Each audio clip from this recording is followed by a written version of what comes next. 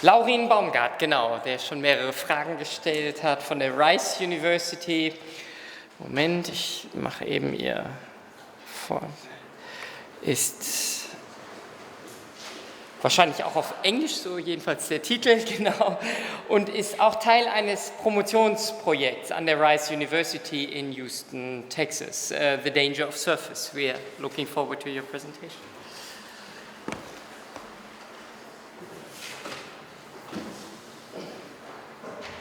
Well, yeah, thank you all for sticking around and bearing with me now for this final presentation.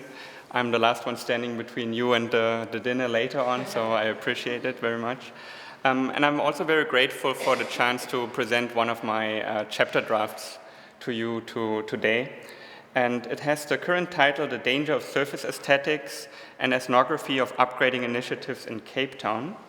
And it comes from my ongoing ethnographic work from my PhD, in which I look at different architectural activist practices and housing struggles in Cape Town. And I specifically ask the question, or I examine how social movements and disenfranchised communities in Cape Town build up new grassroots initiatives, activist initiatives, and how they are very much concerned with spatial justice and housing security in Cape Town. And Cape Town now, we're talking about 30 years after the end of apartheid in 1994, is still a city which very much remains divided and fractured. It's one of the most, in a way, the most crime-ridden, violent, unequal cities on the face of the earth. And while this is still the reality of Cape Town, you find a lot of urban renewal practices, housing prototypes, policies happening, which are all very much concerned with spatial and social transformation in Cape Town. So that makes it such an interesting place to study and engage with, and that's why I'm looking at some of these urban renewal proposals. So here we go. Here just some more pictures for that context, and I'm just going to give you a little slideshow here. And what I want to do, I want to talk about some of these so-called informal settlement upgrading initiatives, which I came to follow and examine through the course of more or less 17 months of fieldwork between 2019 and now. I just came back 2 months ago from Cape Town again. And one thing which stood out in some of these projects was I noticed that color, and most specifically the color yellow, had a highly performative role in the urban politics of Cape Town. And I also noticed after speaking with people that color is actually not so much as one would imagine it to be a cultural expression or a sign of upliftment and appearance, but more so, as I then also argue in that chapter, it is a tool, a design tool to hide the inadequacy and hide the impermanence of interiors. So what lies behind, what lies inside these housing prototypes. And maybe I would also say that I'm not so much just interested in the surface, but I'm interested in that interplay between the interior and the exterior, between what is considered permanent and impermanent, between design and infrastructure. And the argument is the following, that color and aesthetics, architectural aesthetics, seem to always foreground a project's innovative design, while it then pushes questions of repair, maintenance, what else, infrastructure, habitability to the background. That's more or less the argument of the chapter. And I called it, ironically, yellow washing. So we talk about greenwashing. In architecture, there's the term whitewashing, but in these particular cases, I just call it yellow washing for the sake of that chapter. And other anthropologists, philosophers have also talked about aesthetics and these architectural aesthetics. So there's a very original article by Achille Mbembe on the aesthetics of superfluity. And then Cristina Ferravari talks about aesthetic regimes. So I'm building on these scholars as well for my argument. A little bit about the context. So South Africa still has, or now has, after the pandemic, around 3,200 of informal settlements, which comprise around 8% of the population. And that section of the population, black working class population or unemployed people in South Africa are very much in need of upgrading of these existing informal settlements, and that's where these different upgrading initiatives come into play. And I look at one upgrading initiative in particular, which is called reblocking. And reblocking was used around 2013 as a stopgap approach of coming to terms with the failures of previous decades, if not centuries, of colonial and apartheid top-down public housing programs. And it is now promoted as a community-driven approach whereby you simply recluster existing makeshift structures into a more formalized setting in order to bring in roads, fire safety, sanitation, and other basic infrastructure necessities. And it is also a cheap solution for city government to not build public housing, but rather offer a new layout system for infrastructure provision. And I guess here's just an official quote from the policy which says the same thing. So in the remainder of the talk, I want to present to you two reblocking examples. Again, the color yellow stands out in both of them.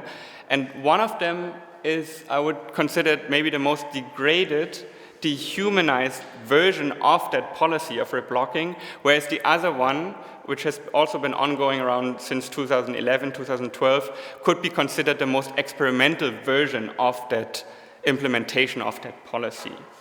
So the first one, clicking on these two laptops here, the first one is in maybe one of the last centrally located industrial working class neighborhoods in Cape Town called Maitland.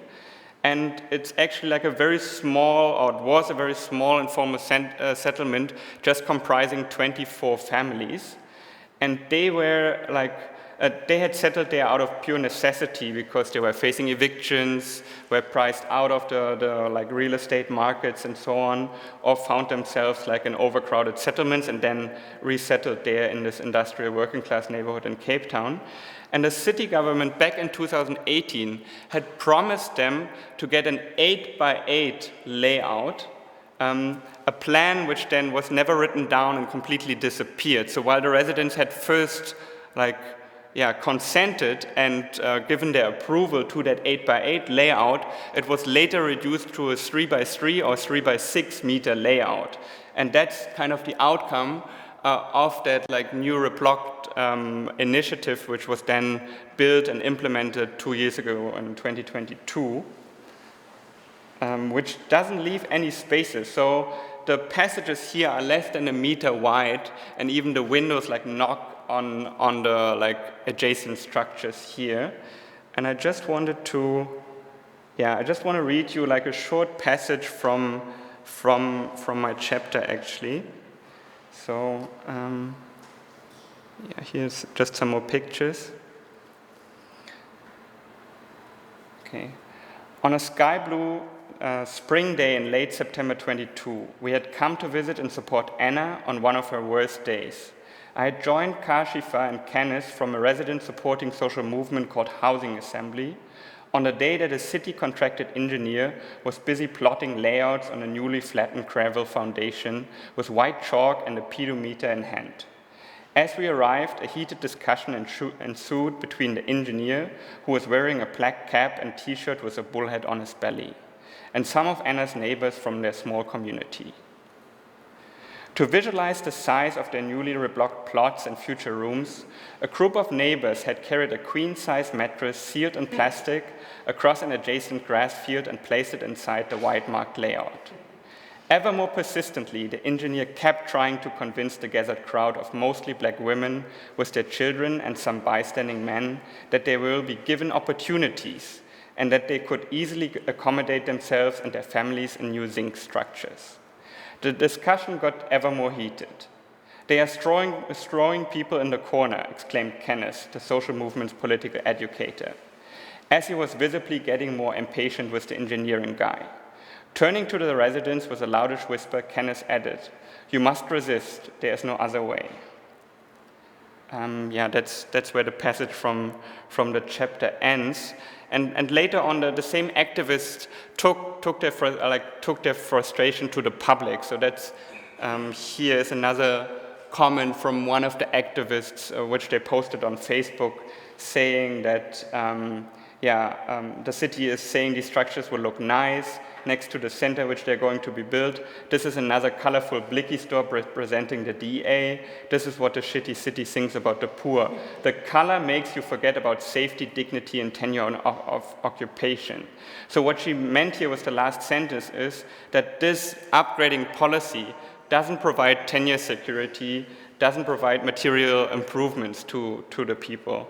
And she also is alluding to the fact that the DA, South Africa's opposition party, their official color is also blue and yellow. So very direct representation of the colors and their political affiliation here. So maybe just to end here on with this project, the only person who refused that policy was Anna, the same person who was there in the picture before with the window. So she had a beautiful 2-bedroom shack, 60 square meters, and here's actually a picture of her with the activist director, where you can see she has all the appliances in her structure, and is actually quite comfortable there, and refused to be relocated to that other structure, and is now been facing an eviction notice and is criminalized by the city for not accepting the supposedly progressive provisional upgrading policy. So second project, again, color yellow stands out in that project, which is called Empower Shack. Which is located 40 kilometers outside of Cape Town in Khayelitsha. And again here the idea is, although it's much more experimental and maybe advanced than the previous example I showed you, that here it's composed of a hybrid, a formal-informal combination of 2 brick walls and then 2 zinc walls. So that's kind of the architectural design it operates with. But again, color is the element which stands out. And maybe I just read you another short passage from that chapter, and here just some more pictures of the project. Okay, short ethnographic story. On a windy winter day in Khayelitsha, I stood together with the project's architect in front of the experimentally designed double-story housing project and admired the newly painted colorful facades. 2 painters were standing on ladders and leaning against the bright yellow walls. While they were busy with the very last touches of red and blue patterns on the final row of double-story houses, the architect assured me that the project is not just an aesthetic. Curious to know more, I asked him why they put up with the additional costs of painting the houses and why they even added the geometric barcode-like facade paintings to them. In a professorial manner, he immediately turned the question back to me. So why do we need the paintings? He quizzed me. I could only speculate. I said, perhaps the buildings need another architectural layer to make them look less functional, less unfinished. Exactly, he exclaimed. From an architectural viewpoint, it makes them look less modern and it creates a sense of ownership and neighborhood pride. I could only agree in the moment, but it made me wonder afterwards whether another reason for the surface aesthetic was to cover up the provisionality of the new neighborhood and make it more saleable to future private investors and developers. So, in a sense, it was color here which connected or almost operated like the glue, a glue between a project's permanence and impermanence. It made a project it created a potential for replicability and salability of that particular project while hiding the discomfort, the overcrowding, the additional labor residents would have to mobilize in order to be comfortable, in order to finish the actual housing product. So I spare you the details here, but in the chapter itself I dive a little bit deeper into the longer, almost like an aesthetic history or housing history of the apartheid times, going back to certain advertisements and prototypes from the 50s and 60s, which became the dominant housing prototypes and typologies of South Africa. And here you see one of them, which is called the apartheid matchbox house. But yeah, it's an ethnographic chapter, so I'm very much focused on these different upgrading initiatives. in the current moment. So yeah, just to conclude here, I would argue that these different so-called reblocking initiatives barely improve material and spatial conditions and thereby perpetuate apartheid structures and also post-apartheid scarcity models. And similar to other anthropologists who have studied like prepaid meters, electricity panels, different development devices, I'm also saying that reblocking seems to be just another piecemeal techno-political intervention to cope with the legacies of apartheid in a neoliberal context in which the country finds itself today. And yeah, so color specifically signalized successful material and spatial upgrading, but was in fact concealing and containing whatever lay inside, which again is the additional labor, the overcrowding, and the bare corrugated iron walls. The cover-up aesthetic, or this kind of split between the interior and exterior, between the permanence and impermanence, keeps sustaining what I call like the post-colonial apartheid city as a dual city, and that's where I'm using Mbembe again, where they say like the dual city conceals the racial delirium and racial violence underneath what they describe as the African metropolis. And yeah, I guess I would just end here and thank you, and then I have a list of, I have to click here. These are some of the anthropology texts I'm kind of engaging with and discussing for my chapter. So yeah, thank you all.